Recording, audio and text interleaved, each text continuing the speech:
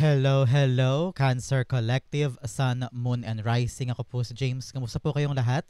And welcome po sa James Tarot PH. Ito po ang inyong detalyado, komprehensibo at hindi beten na weekly reading for September 29 hanggang October 5. So Cancer, kunin nyo lang po yung makaresonate kayo ha and leave the rest. Yung po ibang impormasyon para po sa ibang Cancer yun, okay? So use your intuition para makuha nyo po yung akmang messages mula sa inyong spirit guide sa ating reading for today. So Cancer, thank you again for all of your donations. Saka po sa mga hindi nag-skip ng ads, malaking bagay po para sa akin yan every time na meron po tayong free reading for Cancer. So from the bottom of my heart, thank you po for not skipping the ads. So, ano po naghihintay sa inyong ngayong buong September 29 hanggang October 5? Inhale. And exhale. At the center of your reading, you have, wow, the Wheel of Fortune. Beautiful. In the area of what you want, you have the Seven of Swords. In the area of what you need, you have the Page of Cups. Beautiful. In the area of what's affecting your current energy, you have the Devil card. Ooh, napaka-interesting ito. Mamaya pag-usapan natin yan. In the area of your near future, you have the Hanged Man. Lovely. In the area of your challenge for the week, meron kang Justice card. In the area of your fortune, you have the King of Wands. Beautiful. In the area for divine messages, you have the 10 of Wands. Lovely.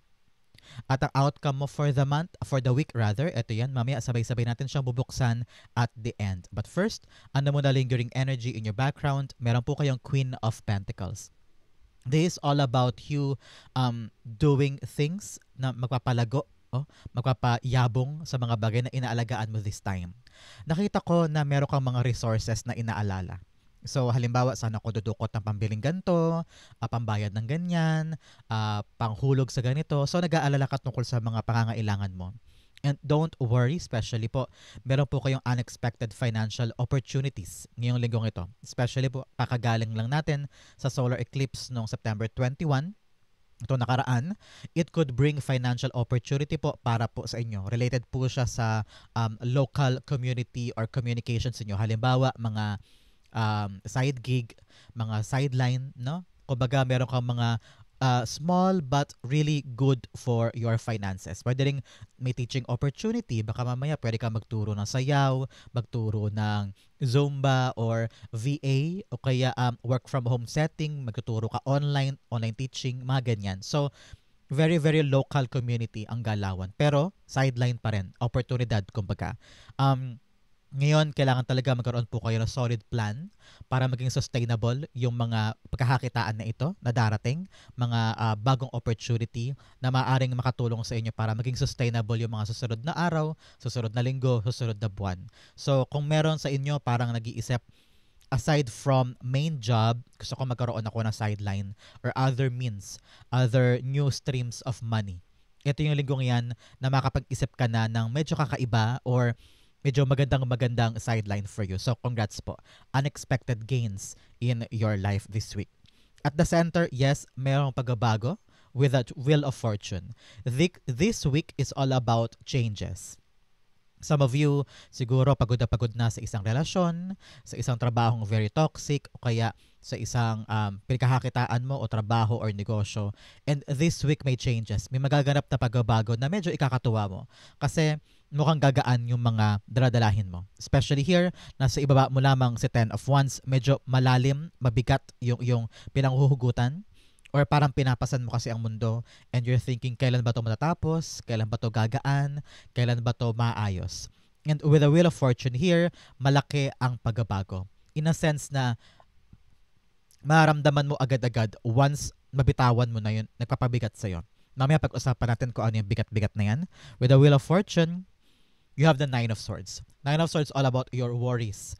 Mga bagay na iniisip mo, some of you hindi makatulog, hindi makakain, or you're thinking too much of something na pwede mo namang ipagpahinga sometimes. Halimbawa, problema ni pinsan, problema ni anak, problema ni kapatid. Sometimes may mga boundaries ka dapat na hindi mo na kinocross.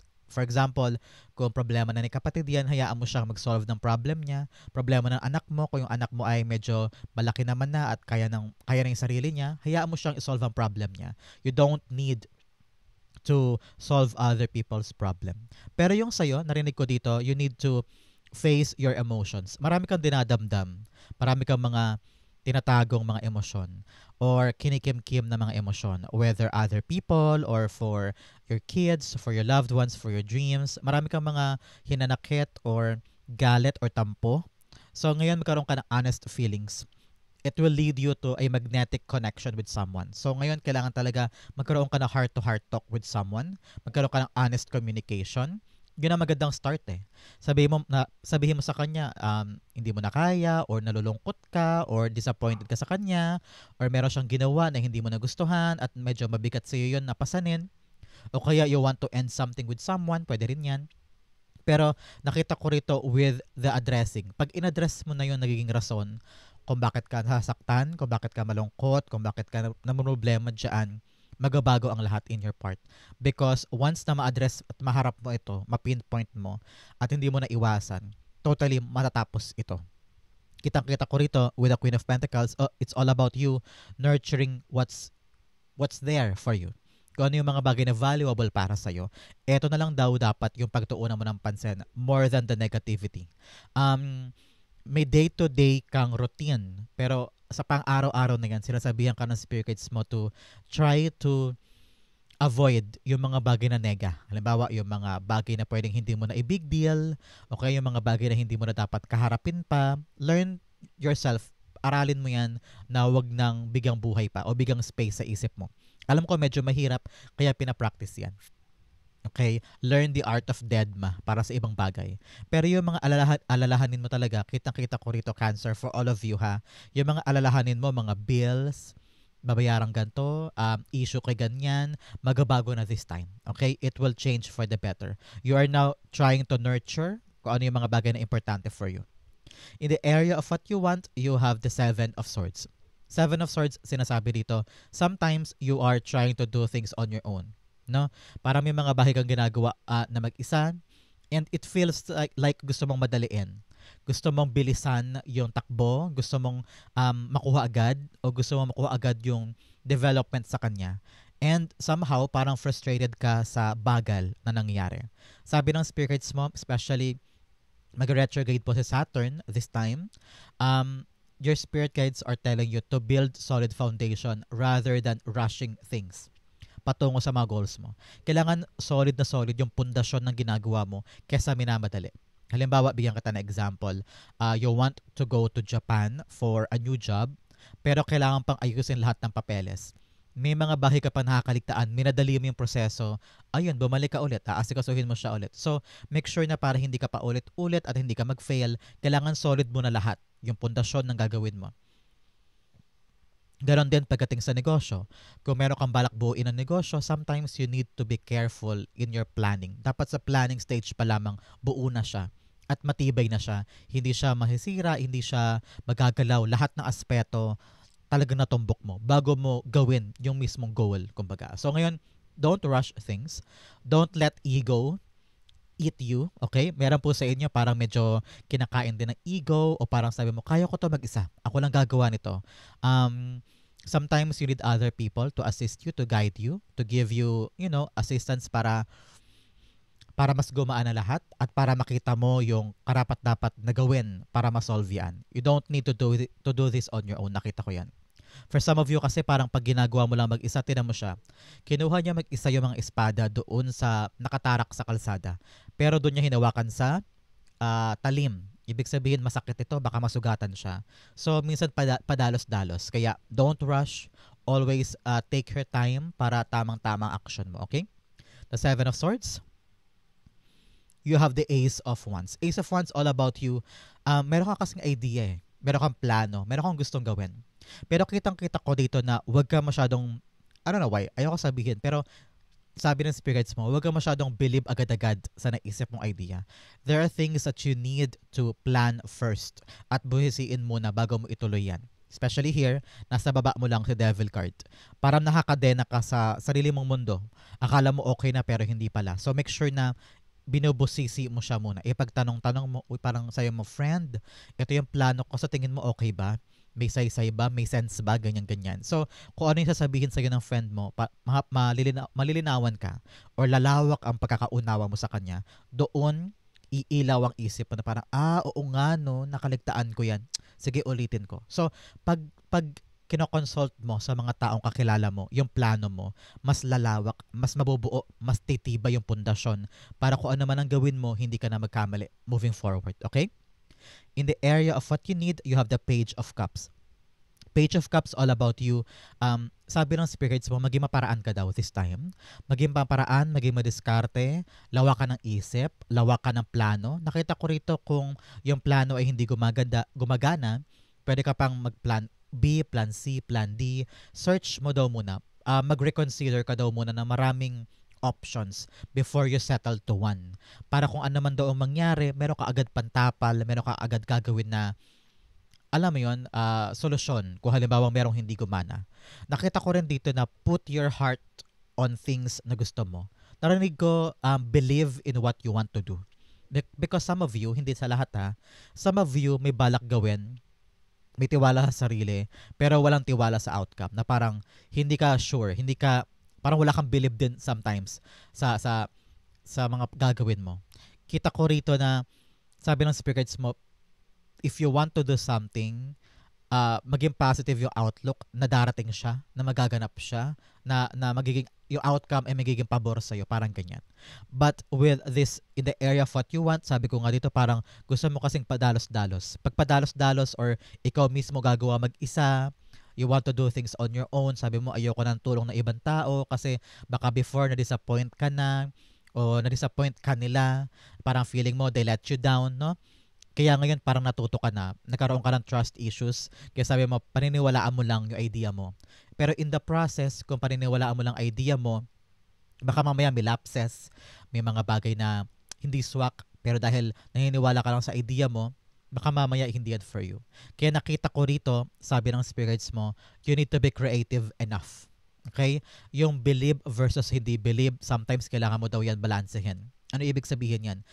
Maniwala ka sa kakayanan mo, pero yung outcome dapat nakabase sa realidad. So, wag ka masyadong grandioso pagdating sa outcome. You need to really base it in your reality para kung ano man ang maganap, kayang-kaya mo siyang actionan at hindi ka ma-overwhelm sa, ay, bakit hindi nangyari yung inaisip ko? Ay, bakit hindi lumabas yung nasa isip kong plano? Ano nangyari? Ibig sabihin, baka hindi tugma yung pagkabilib mo sa mangyayari at saka yung believability sa real life. So make sure na based to sa iyong realidad. Okay? Page of Cups. You have the Tower card. Yes, nakita ko rito with the Tower card, things are changing and you need some changes when it comes to your pag-atake or strategy sa isang bagay. I'm hearing na yung old ideas or your old ideology tungkol sa isang bagay kailangan daw baguhin na because narinig ko you're gonna keep up with the times. Kung paano mo daw pinapangalagaan before itong isang bagay na ito, parang sa panahon ngayon, dapat iba na yung atake mo to make sure na good outcome din yung mangyayari. Halimbawa, meron kang milk tea shop sa harap ng eskwelahan. And then meron ka lang 3 flavor halimbawa. And then sabi mo, hindi, yan lang yung kumikita, yan na yung natin, huwag na tayong magbago. So nakita mo bigla yung ibang estudyante lumipat doon sa kabilang kanto kasi may bagong milk tea shop na 10 ang flavor. So parang sabi ng spirits mo na if you want to take care of what you have this time, kailangan creative enough ka to keep that in your life. Masyado kang believe sa nangyayari pero nakabase ba sa realidad? Yung realidad, merong bagong milk teahan sa kanto, baka mas masarap o kaya marami yung flavor. So, kailangan makipag-keep up ka, di ba? So, things need to change. Parang ganun yung example. Things need to change in order for you to keep the blessing within you, okay? In the area of what's affecting your current energy, you have the Devil card. Devil card's all about you. You need to let go para umikot na tong kapalaran mo. Para nakita ko yung roleta, hindi siya umikot-ikot kasi may lubid na nakatali sa kanya kaya hindi mo siya mahila paikot. So parang ganoon din dito. Nakakadena ka dun sa mga negatibo mong iniisip. Iniisip mo siguro lagi hindi mo makakaya o hindi maganda ang outcome o hindi mo maaabot. Marami kang mga ganyan na naiisip this time. And you're overthinking, overanalyzing, nag-overextend ka rin ng sarili mo. Kaya parang feeling ko dito pagod na pagod ka because lahat ng tao parang dinedrain ka of your energy Whether they always need you, yung serbisyo mo, yung time mo, yung pera mo, yung panahon mo, lagi mo binibigay sa kanila to the point na parang drain na drain ka na bigat ka na with a 10 of Wands here. I'm seeing here na kailangan minsan iputol mo o putulin mo na yung ugnayan mo sa mga bagay na nagpapahirap sa'yo o yung mga bagay na dapat nang i-let go. Halimbawa, meron kang 4 na trabaho this time. Alin ba dyan ang talagang kumikita ka ng malaki at alin dyan ang dapat mo nang bitawan in order for you to focus on what works. Doon ka daw mag-focus sa gumagana, especially here with the Wheel of Fortune. Iikot lang daw ang kapalaran mo ito kapag binitawan mo talaga yung isang bagay o isang tao na nagiging dahilan ng pagkaantala ng swerte mo. Halimbawa, meron kang lover na medyo toxic na gustong-gusto mo na siyang bitawan pero hindi mo magawa-gawa. Halimbawa lang, example lang to for other cancer dyan. So parang siya yung nagiging rason kung bakit hindi ka makaaba-abante o hindi mo makuha yung pagsulong ng buhay mo. So you need to really, medyo mahirap to kasi you need to really re-evaluate your life Kailangan mong tignang mabuti yung buhay mo at alamin dyan kung ano ang nagpapapigil sa'yo. Maaring ikaw din to, pinipigilan mo ang sarili mo na sumubok ng bagong bagay. Kasi sabi mo, ayoko, nakakatakot, baka matalo ako, baka mag-fail ako, baka mauwi lang sa wala, wag na lang. So parang marami ka mga potential opportunities na dumarating sa life mo pero lagi kang napapangunahan ng nega. Nire-reject mo mismo ang sarili mo imbes na mag-try, imbes na sumubok, imbes na magkaroon ng bagong experiences. So don't really imprison yourself sa kababaan mo o sa negatibo mong iniisip. Nag-self-sabotage ka actually. So ngayon, alamin mo kung ano yung pumipigil sa'yo. Maaaring nagibisyo ka o maaaring umiinom ka lagi o gumigimik ka every night. Maaaring ganyan. So imbis na yung pera ilaan mo sa kapaki-pakinabang, maaaring yung pang 10 araw na gimmick mo, pwede na yung pondo para magtayo ng sariling negosyo or online selling or online shop, 'di ba? So iisipin mo mabuti ano ba yung pwede kong tapusin this time sa buhay ko para makalarga na ako. Okay? The devil cards being clarified by, you have the Chariot card. Yes, it's all about advancement. Urong-sulong ka dito. Kitang-kita ko rito na hindi makaaba-abante yung isang bagay kasi naka-chained ka, nakakadena ka doon sa limitadong mundo mo. Maaaring marami kang maabot sa buhay. Maaaring marami kang pwedeng marating. Pero mararating mo lamang yun kung kaya mo i-identify yung mga dapat baguhin. Nakita ko rin dito na ang promising sana nung pwede mong puntahan o pwede mong abutin sa buhay. Kaya lamang talagang may harang may mga pumipigil And that is something that you need to figure out this time, okay? In the area of your near future, you have the Hanged Man. Hanged Man is all about you, enlightened ka na. Alam mo na kung ano yung mga bagay na naging dahilan na pagkalugmok mo before. And then, alam mo na yung mga bagay na kaya mong pigilan ngayon. Kaya mong ihinto ngayon. Alam mo na yung mga red flags and green flags sa buhay mo. Natuto ka na sa mga dati mong ginawa. And then now, malinaw sa isip mo kung paano mo papangalagaan yung mga blessing na dumarating. Because before, either medyo naging kampante ka or hindi mo alam kung gaano kahalaga yung ibang bagay sa buhay mo. Halimbawa, meron kang sideline, meron kang main job, meron ka pang online job, marami kang nagiging source of your income or source of your happiness na pinapangalagaan mo before, pero ngayon mas doble yung pagpapahalaga mo sa kanila, mas doble yung worth na binibigay mo at atensyon kasi talagang natuto ka na at vina-value mo na yung mga bagay na sa'yo. Nakita ko rito dahil napaka-enlightened na ng isip mo, wala nang delay. Dahil I don't know why, I'm seeing talaga ilaw Ilaw sa daan mo na malinaw na, maayos na, dire-diretso na, wala nang lubak. Nakita ko sa'yo na you're a different person now when it comes to appreciating what you have, okay? The Hanged Man is being clarified by the King of Swords. King of Swords, yes, clear na sa mata mo, clear na sa vision mo, yung mga bagay na gusto mo at yung mga bagay na ayaw mo. Meron ka nang gustong papanindigan na trabaho or project or career path. Kitang-kita kita very, very busy, very accomplished, a person with dignity, a person with a reputable job, a reputable na negosyo. Basta very, very may sinasabi ka na sa lipunan. Parang nakita ko dito na you are a person na may may branding. Kumbaga, parang halimbawa, doktor, medical field, teaching personnel, or sa opisina, talagang meron kang, sa aura mo kitang-kita ko, teacher to, accountant to. Parang ganyan.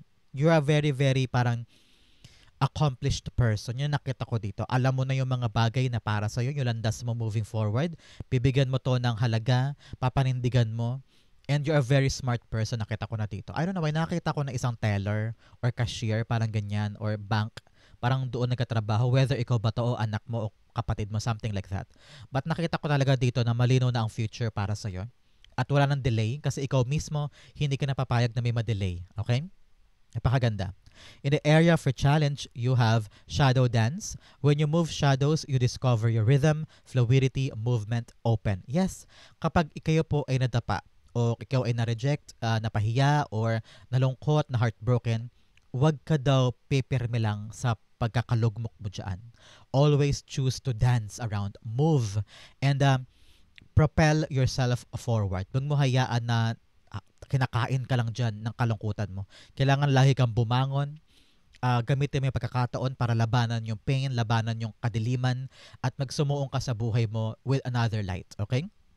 Now, the message of seductive allure, instant gratification, blinds you to the consequences, craving, promises, and hidden. Nakita ko rito na temptasyon. Okay? Sabi ng spirit guides mo, especially here, nakita ko na kanina, you have the chariot card and the devil card. Maaring matempt ka daw na sumubok na ibang bagay o malihis na landas. Halimbawa, you are tempted to do this kesa ito, o kaya you're tempted to spend your money dito imbes na ilagak dito. No? So, kailangan talaga hindi ka na-distract sa ibang bagay na makikinang o magaganda. Ganon din sa relasyon. Maaaring kailangan faithful, loyal, or talagang pareho kayong committed sa isa't isa, because there will be distractions and temptation. Kaya kailangan talaga know your worth, alamin mo kung ano yung talaga yung mahalaga, ano yung permanente, ano yung dapat panindigan, para hindi ka malihis na landas. Okay? In any aspect, maaring sa love, sa trabaho, sa negosyo, sa pera. In your challenge, you have the Justice card. Nakita ko talaga dito, action and consequences. I'm hearing wag talaga padalos-dalos. You need to know first muna yung katotohanan bago ka mag-jump into conclusion. Example, may kapitbahay ka, no, na chinichismis ka daw. Tapos lumapit yung iyong biyanan. Sabi, uy, cancer, chinichismis ka rito. Naganto ka daw, ganyan ka daw. Ikaw naman bigla ka sumugod.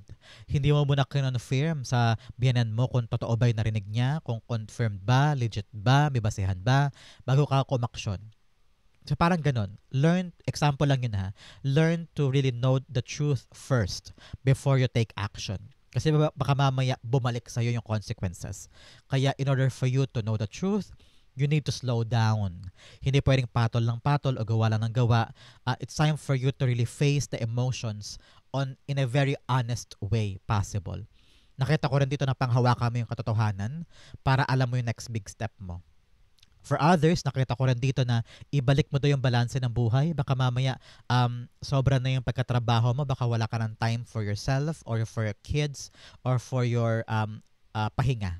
Ngayon, kailangan balanse. Kailangan tamang timpla lamang, kumbaga, sa bawat aspeto ng life mo para mapanghawakan mo pa rin sila in a long term. Okay? Justice card, you have the King of Cups. Yes, panahon para kumalma, mag-isip muna bago gumalaw. Ang King of Cups, ganun siya eh. Imbes na pairalin niya ang kanyang emosyon, nag-iisip muna siya. Hindi niya hinahayaan na diktahan siya ng kanyang nararamdaman o bugso ng damdamin o silakbo ng damdamin. Kailangan nag-iisip daw muna. At yan ang issue sa'yo this week, Cancer, is to think first before taking a wrong move or taking a drastic action. Okay? Napakalinaw for you. Isip-isip muna. Huwag paapekto sa emosyon bago humakbang. In your fortune, you have ascending the mountain. Keep going forward. Yes, paalala sa'yo, dire-diretso lang. Huwag kang sumuko. Huwag kang panghinaan ng loob. Makakarating ka rin sa destination mo. Now, the message, you have release control, surrendering to the journey. Pakawalan mo ang sarili mo, lalo't higit sa mga negatibo mong iniisip. Okay, maaaring kinokontrol mo yung magaganap o iniisip mo dapat swak sa outcome, swak sa anticipation, sa expectations mo. Pero life is not like that eh. You don't need to talagang on the dot yung gusto mo magaganap eh. No? So ngayon, just release. Let go, let go, let go para makalarga ka na, para gumaan ang bagahe mo at magkaroon ka ng light way moving forward. Okay? In your fortune, you have the King of Wands.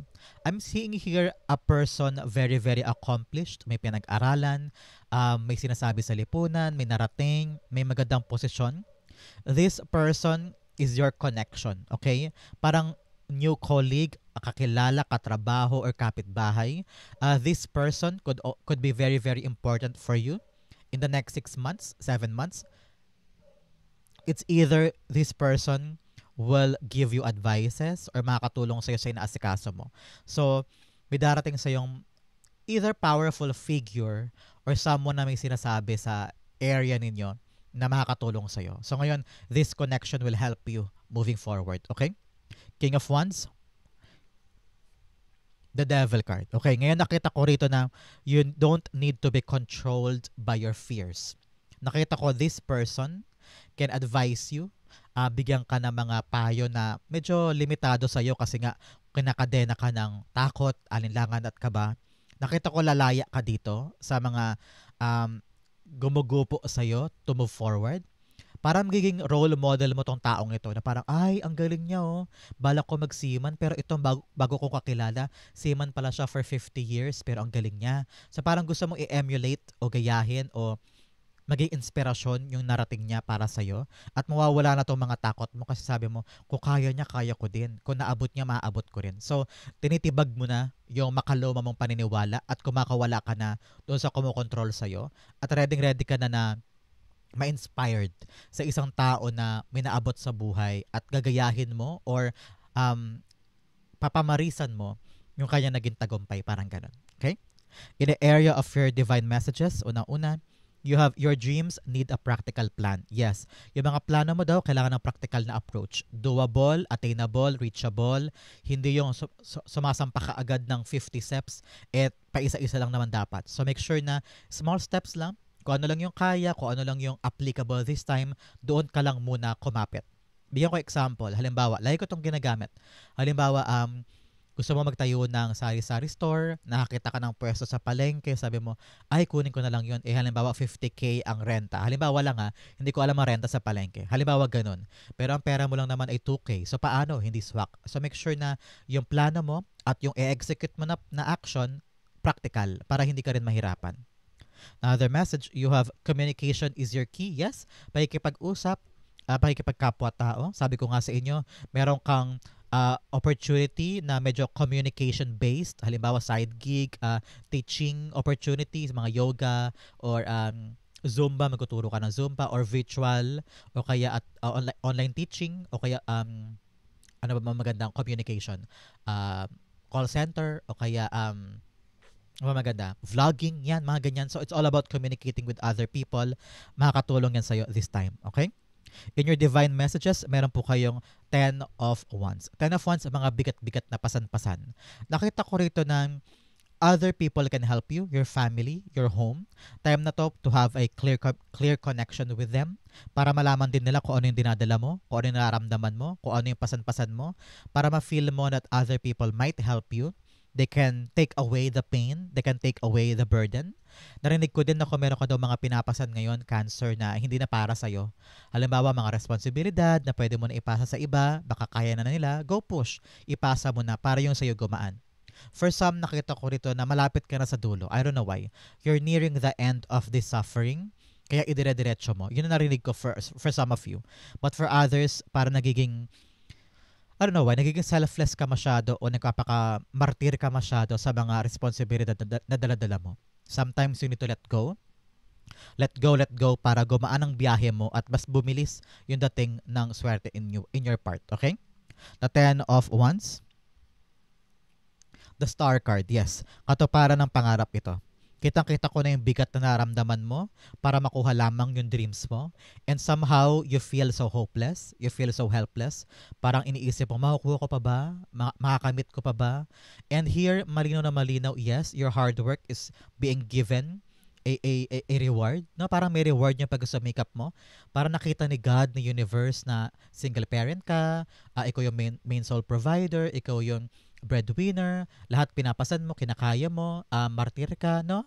Ikaw yung nag-sacrifice, and God will give you the desires of your heart this time. So ngayon, continue building what you're trying to build, ha? And continue fighting for your dreams because it will come true. Okay? Ang outcome mo ito, bigyan mo na kita ng fortune cards. Unang-una, you have forest, muddled, unclear thinking. Yes, medyo magulo ang isip daw ngayon. Kailangan linawan na yan. Another message, you have sun, happiness, and well-being. Yes, ngayon, importante kaligayahan, kasaganahan, kalimutan yung mga bagay na nega. Another message, you have dalawa, kunin natin, target, a goal-oriented person. Yes, importante talaga, eyes on the prize. May paninindigan, malinaw sa isip mo kung anong gusto mo at ayaw mo. Purse, pay attention to your finances. Yes, yung perang pumapasok at lumalabas, especially here with the Queen of Pentacles, kailangan talaga nakatutok ka dyan. Another message of dragon, beware of self-delusion. Yes, tibagin mo, putulin mo, basagin mo yung mga ilusyon, yung mga mali, at kunin mo yung mga bagay based on your reality. Another message of fly, a period of ill health and depression. Panahon na para talaga pagaanin ng loob. Kailangan mo kumausap ng pamilya, ng iyong mga kamag-anak, ng maasahan mong best friend para gumaan yung mga daladala mo at hindi mo isipin na ikaw lang mag-isa dyan. You have cup, you should accept valid criticism. Yes, nakita ko rito na very, very stubborn ka minsan. Ayaw mo tumanggap ng mga payo o tulong or puna. Kaya ngayon na panahon na para maging humble enough and accept other people's opinion. Makakatulong sa'yo. Kaya yung darating talaga na tao na magiging connection mo, na makakatulong sa'yo in the near future, makinig ka sa kanya at maging humble enough to listen to your mistakes. Okay? In the area of your outcome for September 29 to October 5, you have, wow, the Three of Cups. Celebration ito. Harvesting good result sa isang bagay. Some of you parang nag-celebrate dahil may nakuhang magandang resulta o may nakuhang magandang outcome sa ginagawa.